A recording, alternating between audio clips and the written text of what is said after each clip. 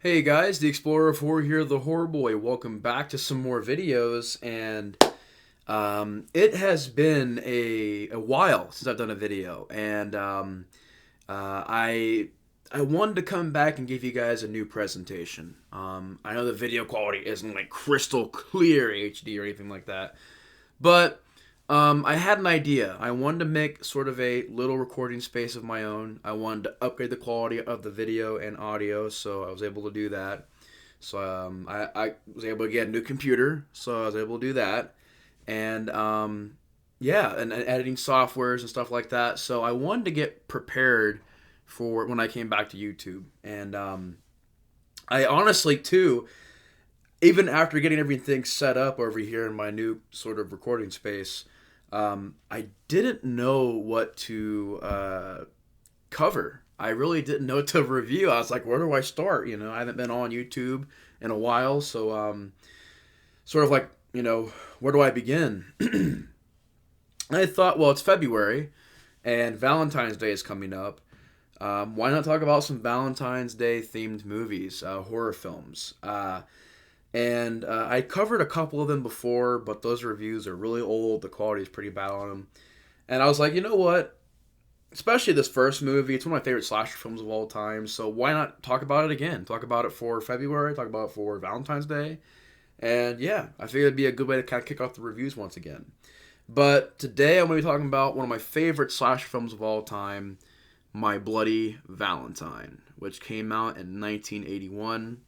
Now, I do have this one on DVD, but I also have the remake, which pretty sure is a 3D version of this on the movie. Yeah, there's a 3D version. I never got to watch the 3D version though, but there is a 3D version to watch of this, and I have not seen this one in years, a long time, like years. So yeah, this is definitely one of those movies I'm gonna have to rewatch again because like I said, I just have not seen it in a long time. I don't remember being a big fan of it. I'm just not. I know there are fans of it. It's got some good gore, some good kills, and okay, once again the mining slasher. The look of the mining costume. I like it, but it just didn't have a lot of the elements that I think the original film had. But I have to watch it again. Maybe get to a review for it before Valentine's Day. Hopefully I can. But yeah, haven't watched it in a while.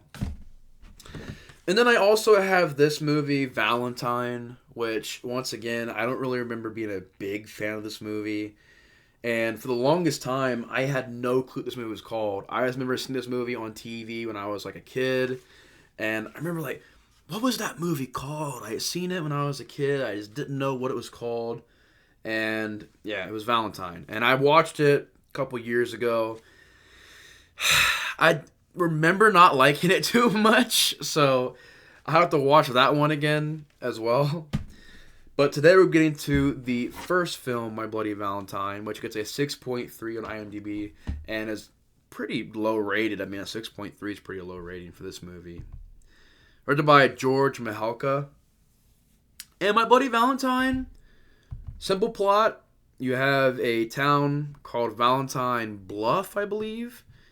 And yeah, Valentine's Bluff or Bluffs.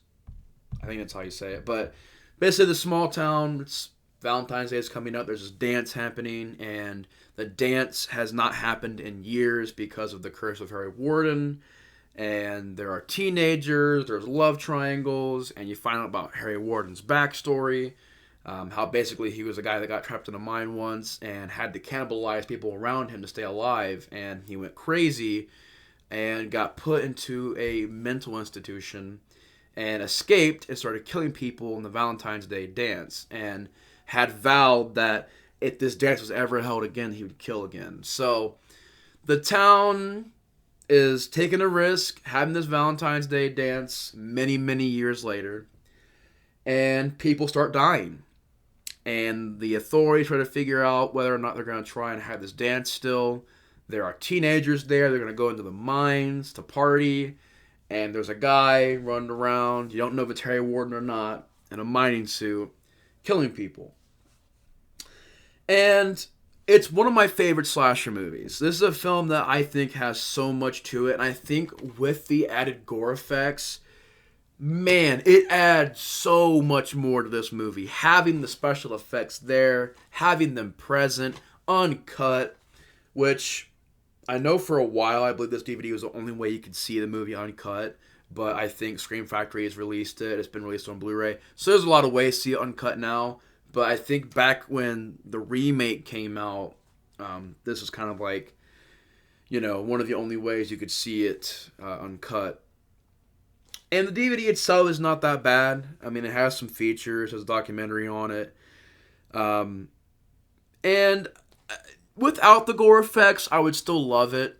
But with the special effects put back in there, even as grainy as they are, even as low quality as the footage may be, which it really isn't that bad, to be honest. It's just noticeable here and there, especially like the lighting of the way the scenes look.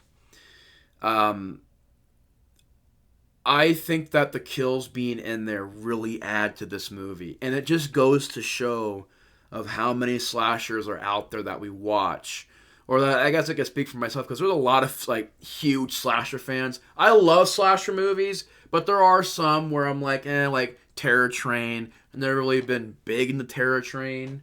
I'm pretty sure if I could think for a minute, I could think of some more. But there have been slashers I've seen over the years that I like, but with the special effects being cut out, it kind of you could tell it kind of hurt the movie. I like Prom Night from 1980, but it's another example of knowing that the effects, if they were trimmed down or not. I don't know if it was censored or not, but the lack of the gore, kind of, you could notice it. But there are just many slashers where I watch them, I'm like, wow, you could tell it's cut down to pieces. Even some of the Friday the 13th movies were cut down by the MPAA. So, as well as Nightmare on Elm Street and other slasher films. But, man, I love pretty much everything to this movie. I love the story. I love the pacing, how it's a very, very fast movie. It's an hour and a half on the dot. I appreciate that. It's fun. It's got a really fun atmosphere to it. One of those rare slasher films where I actually like the characters, whether it's the deputy character and the mayor, whether it's the teenagers and one of the characters like a prankster guy, whether it's the legend of Harry Warden, learn about that character a little bit. Just really enjoyed the characters. I liked the whole love triangle aspect. The acting wasn't too bad. I also enjoy the way this movie looks. It is shot very well. The night scenes are atmospheric as all hell. And I just think it has a great look to it. And a very, like I said, well done atmosphere. I love the idea of being taking place on Valentine's Day. This is a very, interesting holiday to pick. I love the idea of the, heart-shaped chocolate box with the actual human heart in it. That idea, I think, is a pretty cool idea, pretty iconic idea. I like the idea of the killer using, Valentine's Day kind of poems as his calling cards, and he kind of leaves them at every murder. That's a pretty cool idea. I love the look of the killer, of the mining outfit and the pickaxe and the various tools he uses. I also love the atmosphere of the mines. Like when they get to the mines, you can tell it's real because they actually shot that in a real mine. And you can tell, there's in the remake, maybe it was shot in the real mines, maybe. It just didn't feel as atmospheric to me in this as it was in this. Like here, it's dim, it's creepy, it's just the whole claustrophobia of it being underground and the danger of the mines. Really sold it in this movie. In this movie, maybe it's because it wasn't utilized that much. Like a lot of it is a slasher kind of running around in a town killing people. Whereas here, you get a little bit of both. You have him killing people outside of the mines. Then you have him killing people in the mines. And like I said, the atmosphere of that, the camera work and direction, the writing's pretty clever at times with the dialogue. There is legit funny dialogue in this movie. It actually has a decent amount of humor in it. I love the backstory, like I said, of Harry Warden and that whole thing. I love the investigation looking for this killer. Who could this be? Is it Harry Warden? Is it not? Um, I love the, just to get to it, the gore effects and the kills. Some of the best kills in a slasher film I've seen. I mean, you got so many good ones. I mean, the one where the guy gets the pickaxe through the like the bottom right here of the chin, and it comes out of the eye socket with the eyeball on the tip of the pickaxe. Just a really intense shot and a really well done special effect.